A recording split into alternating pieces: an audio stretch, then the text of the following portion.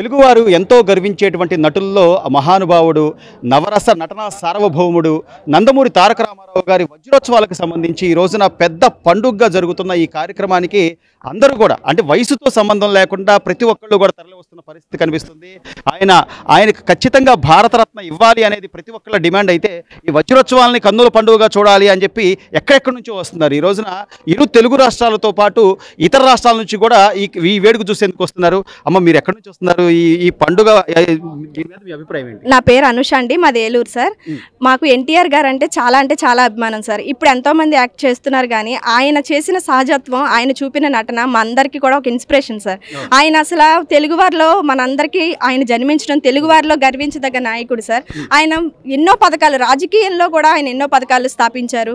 2 రూపాయలకే కిలో బియ్యం, ఇలా మహిళలకి 50% రిజర్వేషన్లు, ఇలా మహిళా యూనివర్సిటీ, ఇలా ఏం చెప్పుకున్నా కూడా ఎన్టీఆర్ గారు చేసిన సేవలు అసలు చరిత్రలోనే వన్నెతగ్గిన నాయకుడు సార్.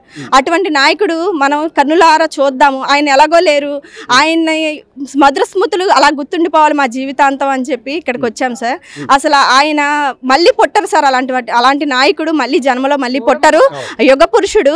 అటువంటి నాయకుడు జ్ఞాపకాలు చిరస్థాయిగా గుర్తుండాలి, మేమందరం కన్నుల పండగగా చూడాలి అని అమ్మమ్మ వీళ్ళందరూ కూడా చాలా అభిమానం చూపితే ఆ అభిమానం కొద్దీ మాకు పాసులు కూడా ఇచ్చారు. మేము ఈ రోజు చాలా సంతోషంగా వచ్చామండి. మాకు పాస్ వస్తే, పాస్ దొరికితేనే మాకు ఎన్టీఆర్ గారు మాకు రియల్గా కనిపించినంత ఆనందం కలిగిందండి. ఆయన నిజంగా భారతరత్న ఇవ్వాలండి. ఆయన తెలుగు జాతికి ఎన్ని మేలులు చేశారండి. టీడీపీ పార్టీ ఈ రోజున ఇంత వైభవంగా, ఇంత బలోపేతంగా ఉందంటే అదంతా నారా చంద్రబాబు నాయుడు గారు ఎంత కృషి చేశారో, నందమూరి ఫ్యామిలీ అందరూ కూడా ఎంతో కృషి చేశారు. దానికన్నా ముందు బీజం వేసింది మన ఎన్టీఆర్ గారు కదండి. ఆయన చేసిన మేలు టీడీపీ అభిమానులు కానీ ఎవ్వరూ కూడా మర్చిపోలేమండి. టీడీపీ అభిమానిగా నేను ఇక్కడికి వచ్చాను, ఎన్టీఆర్ గారు అభిమానిగా మా ఫ్యామిలీ అందరం వచ్చామండి. నటుడిగా అంటే ఆయన జీవితంలో 2 పార్శ్వాలు. ఒకటేమో నటుడిగా అందరి మనసును చొరగొన్న ఆ మహానుభావుడు, మరో పార్శ్వం వచ్చేసి రాజకీయ పార్టీ పెట్టి ఆ రోజున కాంగ్రెస్ పార్టీ తప్ప ఇక ఏ పార్టీ కనిపించని తరుణంలో కాదు తెలుగు వాళ్ళకి న్యాయం జరగాలి, నన్ను అభిమానించిన వీళ్ళందరికీ నేను ఏదో ఒకటి చేయాలని చెప్పి ఆ రోజున పార్టీలోకి వచ్చారు. ఆయన జీవిత కథాంశాన్ని బాలకృష్ణ గారు కథానాయకుడిగా ఒక సినిమా రూపంలో కూడా చూపించారు. సో అలాంటి నిర్ణయాలు తీసుకోవడం కానీ, లేకపోతే మహిళలకి సమాన హక్కు, ఆస్తిలో సమాన హక్కు అని ఇవ్వడం కానీ, మీరు అన్నట్టుగా కిలో రూపాయి బియ్యం అని చెప్పి ఆయన ఉన్నప్పుడు రూపాయికే ప్రకటించిన నేపథ్యం కానీ, అంటే ప్రతి ఒక్కళ్ళకి సంక్షేమం అందాలి అనే ఈ సంక్షేమ పథకాలకు ఆద్యుడు నందమూరి తారక రామారావు గారు. అలాంటి వ్యక్తి వజ్రోత్సవాలు ఈ రోజున జరుపుకోవడం, దానిలో ఈ రోజున ప్రభుత్వం కూడా మమేకవడం అని ఎలా చూడాలంటే సార్, అలాంటి యుగ పురుషుడికి మనం తలుచుకున్నా కూడా తక్కువే సార్. ఎన్ని మేలులు చేశారు సార్. ఈ రోజు పేదవాడు కడుపు నిండా అన్నం తింటున్నాడంటే ఆయన చలవేనండి. ఇంకా చెప్పాలంటే ఆడపిల్లలు ఆస్తి హక్కు పొందుతున్నారంటే ఆయన చలవేనండి. అంతేకాదు మహిళా యూనివర్సిటీస్, అలాగే ఆడవాళ్ళకి రిజర్వేషన్ రాజకీయాల్లో ఏర్పడ్డాయి. అలాగే మహిళలందరూ ఈ రోజు సగర్వంగా చట్టసభల్లో ఉన్నారంటే ఎవరు చలవా? ఎన్టీఆర్ గారు చలవండి. ఆయన అసలు ఎన్నో ఆయన ప్రవేశపెట్టిన పథకాలు బడుగు బలహీన వర్గాలు ప్రతి ఒక్కరికి కూడా మేలు చేసినాయండి.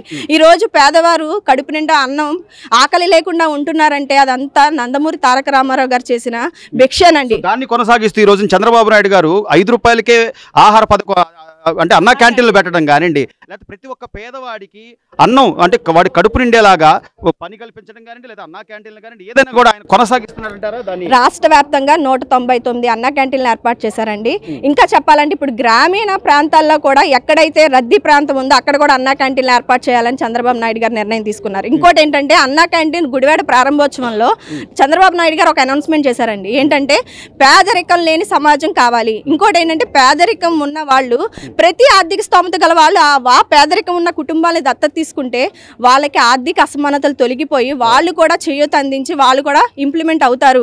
కాబట్టి మీరందరూ ఇది చేయండి అని ఆయన పిలిపించారండి. వరద బాధితులప్పుడు ఎవ్వరు పిలిపివ్వలేదండి, చంద్రబాబు నాయుడు గారు పిలిపించారు. ఆయన బ్రాండ్ మీద 450 పైగా కోట్లు వచ్చినాయి. 65,18,496 కోట్ల మందికి 2,047 కోట్ల లబ్ధిదారులకి ఆసరా పెన్షన్స్ ఇచ్చారంటే అది భారతదేశంలోనే ఒక చరిత్ర ట్రాక్ రికార్డ్ నమోదు చేశారు చంద్రబాబు నాయుడు గారు.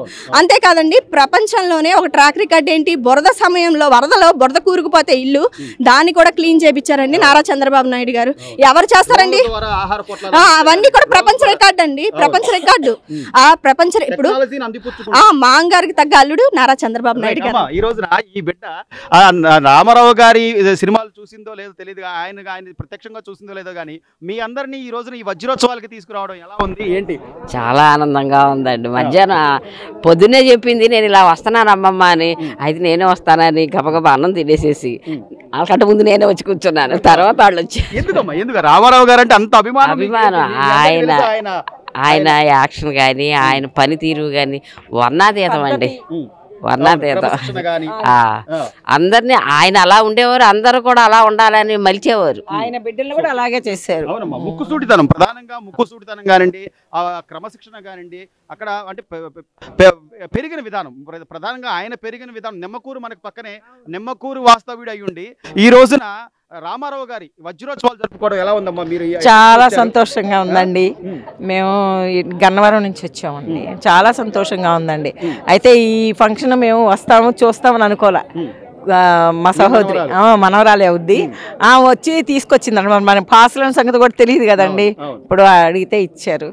మాకు చాలా చంద్రబాబు నాయుడు గారు పాప చెప్పినట్టు నిజంగా మామగారికి తగ్గ అల్లుడని అంటారా? ఆయన కరెక్ట్ గానే చేస్తున్నారు. పరిపాలన తీరులు కూడా అండి, రామారావు గారి దగ్గర నుంచి చాలా ఆయన నేర్చుకుని ఆ మామకు తగ్గ అల్లుడుగా ఈయన ఇప్పుడు పరిపాలన చేస్తున్నారండి. ఇంకా చెయ్యాలి. చంద్రబాబు నాయుడు గారు పరిపాలన తీరు ఎలా ఉందమ్మా? ఈ రోజు అన్నా క్యాంటీన్లని కానీ లేదా పేదవాళ్ళకి ఈ పెన్షన్లు, ప్రధానంగా పెద్దవాళ్ళకి 3,000 నుంచి ఒకేసారి 4,000 చేసి వాళ్ళకి సంతోష పెట్టారండి. ముసలి వయసులో మరి ఒక పెద్ద కొడుకులాగా ఆయన అందించారు ఈ పథకాలు. మళ్ళీ ఆడబిడ్డకి మేము ఇస్తాము అని చెప్పి హామీలు ఇచ్చారు. మళ్ళీ ఆర్టీసీకి మహిళలకి ఉచితంగా పండక్కి మేము ఉచిత ప్రయాణం కల్పిస్తానన్నారు. ఏమండి ఇవన్నీ కూడా ఆయన అంచెలంచెలుగా, ఒకసారి చేయాలంటే ఎవరికైనా కష్టమే, అంచెలంచెలంగా నెరవేర్చడానికే ఆయన పోరాడుతున్నారు. చేయగలరంటారా ఆయన చెప్పినట్టుగా? అంటే ఇప్పుడు ఈ రోజున మనం రాష్ట్రం అప్పుల ఊబిలో కూరుకుపోయింది, అనేక ఇబ్బందుల్లో ఉన్నాం. గత 5 ఏళ్ళు జగన్మోహన్ రెడ్డి గారి పరిపాలన మీరంతా చూశారు. ఒక ఛాన్స్ అంటే ఇచ్చిన దానికి ఎంత విధ్వంసం అయిపోయిందో చూశారు. ఇవన్నీ చంద్రబాబు నాయుడు గారు ఈరోజు చేయగలుగుతారంటారా? ఒక్కొక్కటి అయితే చేయగలరండి, అన్ని ఒక్కసారి చేయాలంటే ఎవరి వల్ల కూడా కాదు. మళ్ళీ ఇప్పుడు అప్పులు ఊబిలో ఉంది కదండి, మళ్ళీ ఎంత సరి చేసుకోవాలి. మళ్ళీ ఉద్యోగస్తులకి రావాల్సినవన్నీ ఆ వ్యాపారాలు, పెట్టుబడులు అవన్నీ తీసుకొచ్చి అవన్నీ జరిపించి మరి కార్మికులకి వర్క్ చూపించి ఇవన్నీ నిదానంగా చేయండి. ఒక్కటి కూడా ఏమంటారు? ఈ వజ్రోత్సవాలకు వచ్చారు, మీకు పాసులు దొరికాయి. రామారావు గారి సినిమా వచ్చింది, వెళ్దాం రండి అని పల్లెటూరులో అందరినీ పిలిచేవాళ్ళం. ఆ సినిమా చూడాలి, రామారావు గారి యాక్షన్ గానీ, ఆయన మాట గాంభీర్యం గానీ చాలా బాగుండేది. ఆ వయసులో ఆయన చిలక కొట్టుడు కొడితే అని పాట పాడినా, లేకపోతే అలాంటి పాటలన్నీ శ్రీదేవి గారు మనవరాలి వయసున్న శ్రీదేవి గారు, జయప్రద గారు ఆయనతో కలిసి నటించిన సినిమాలన్నీ సూపర్ అయ్యాయి. బడిపంతుల సినిమాలో మనవరాలుగా నటించిన శ్రీదేవి గారు తర్వాత హీరోయిన్ గా చేసింది. అవును, ధనవంతులు. అంటే వాళ్ళ ఇప్పుడు యంగ్ గా ఉన్న వాళ్ళకి ఆయన కూడా సమాధానం చెప్పారు.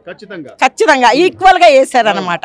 అంటే వయసు తారతమ్యం లేదు, వాళ్ళతో పాటు వేశారనమాట. ఆ రోజున ఏఎన్ఆర్ గారు, ఎన్టీఆర్ గారు ఇద్దరే ఉండే నేపథ్యం నుంచి తర్వాత కృష్ణ గారు కానీ, లేకపోతే శోభన్ బాబు గారు కానీ, కృష్ణరాజు గారు కానీ, వీళ్ళందరికీ కూడా పోటీ ఇవ్వగలిగాడు ఆయన.